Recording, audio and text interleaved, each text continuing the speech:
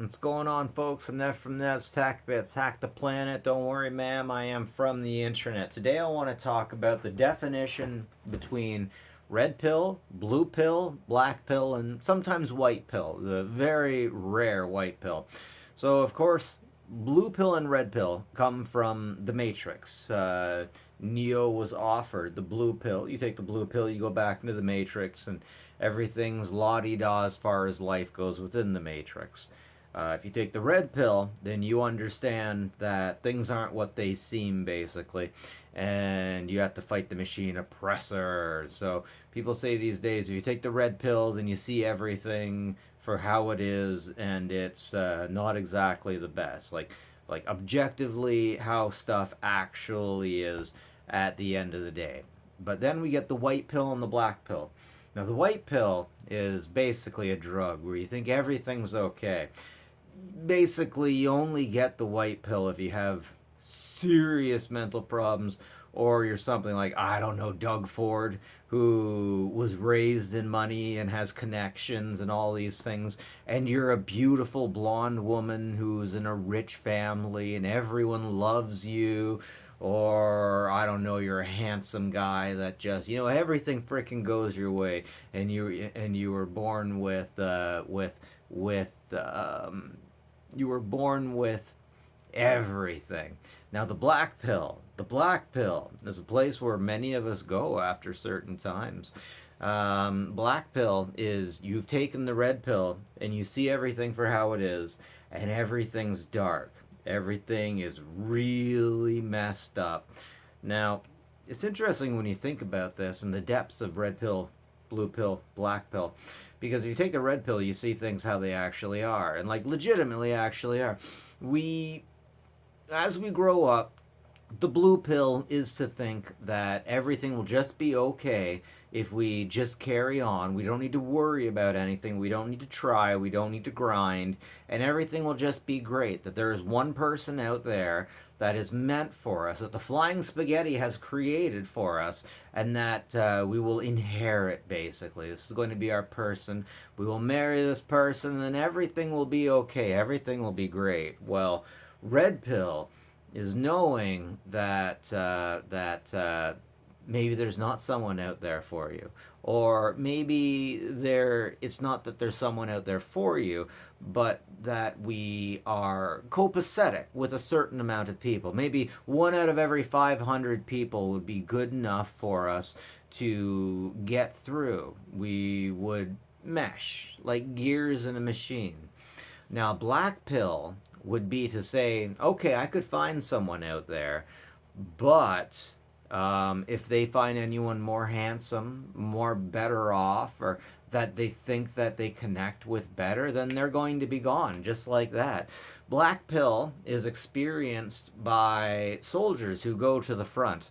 And this has happened many times. For example, in World War II, there was such cases where frontline infantry would come home after surviving the war, sending his love letters, dreams, money, finances, all this stuff, only to get home and find that the woman has married a flyboy, an officer in the Air Force. That particularly did happen. Or if you're German at the end of World War II, or Japanese, that the women, the wogs, the civilians, have moved on to betting the occupying force, the alphas, the winners, the people who had everything. These things absolutely happen, and and some people would say it's a good idea to do this stuff because you are with somebody who facilitates and provides and will provide for your children, and you'll go back to America with him and everything will be fine. So when you take the pill, you realize things are really dark, but there are good things out there still, and there are things worth fighting for. There are things worth dying for, perhaps. But if you take the black pill, then it's just all the dark. It's all the dark. There is no light. Um, It's just dark. It is dark, and it is overwhelming you in many cases. If you take the black pill too much, it can just basically end you, and it'll drive you crazy.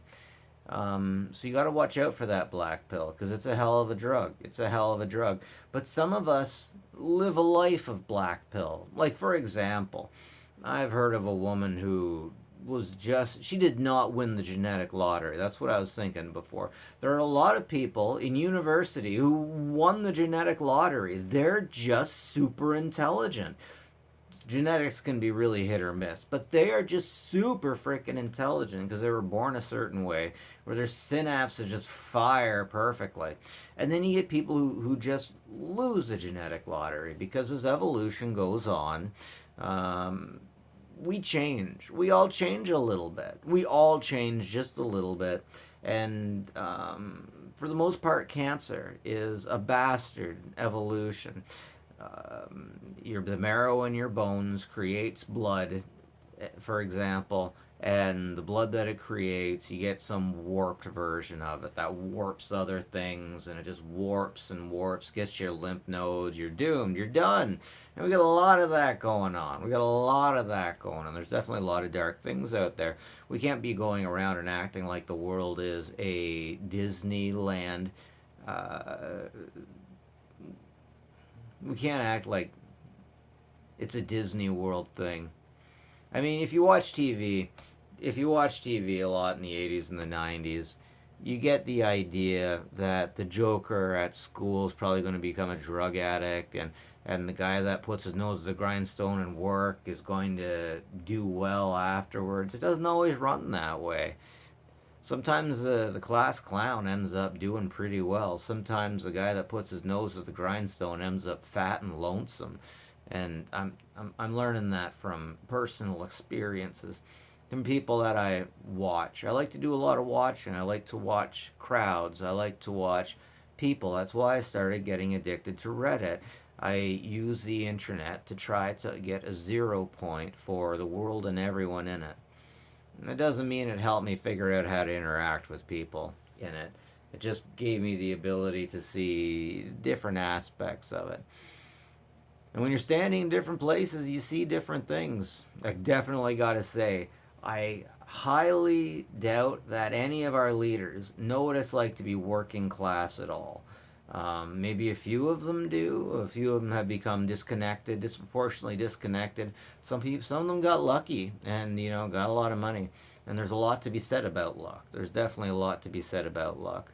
But ultimately, to be blue pilled is to think Disney, the Disney religion exists. And the Disney religion, of course, is that there's a God, there's a creator who has everything planned, like a Calvinist. A Calvinist believes that God knows everything that's going to go on, basically, and there's someone meant for you. Things were meant to go in certain ways. Everything happens for a reason, and at the end of the day, things end up the way God's plan was. Okay, okay. Sometimes I get that. Sometimes I get that. And some people say karma's a thing, and if you actually look into what karma is, like go over where it came from out east, karma is not about you do bad things and bad things will happen to you. No, that gets reset when you get reborn. Anyways, I'm sorry, I'm red pilling you on karma.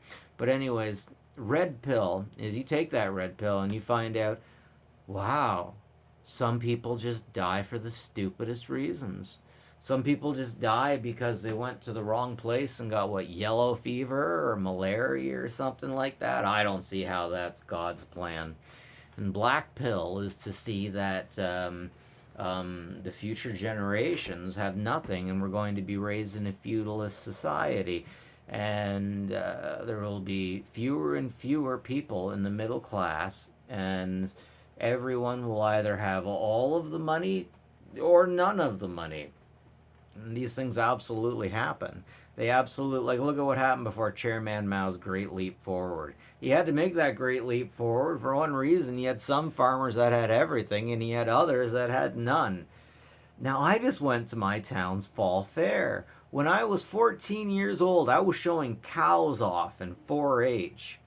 They're not even showing cows off anymore. Nobody's showing cows, which is remarkable. And I'm wondering if it's because we have so many farmers with so much land that have bought up small farmland, and now we don't have small farmers anymore. I don't know. Now, to be black-pilled would be me saying we have farmers that have everything and we have other people that have nothing. And these farmers are the ones that are dictating how they want things to go over in Ottawa. And they're the ones everyone's listening to. And everyone's bowing to the farmer because the farmer is supposed to be a religious instrument within America and Canada. But holy crap, how hard is it to get a swath of land? And I know so many people who are well to do because they came from family who were given lands that they had to work. They really had to work to get this stuff done.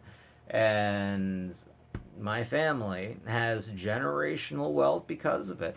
I have family that was handed down land in Alberta, and he didn't have to. But when the last family member sold the land, he handed money out to everyone, including us over here in Ontario.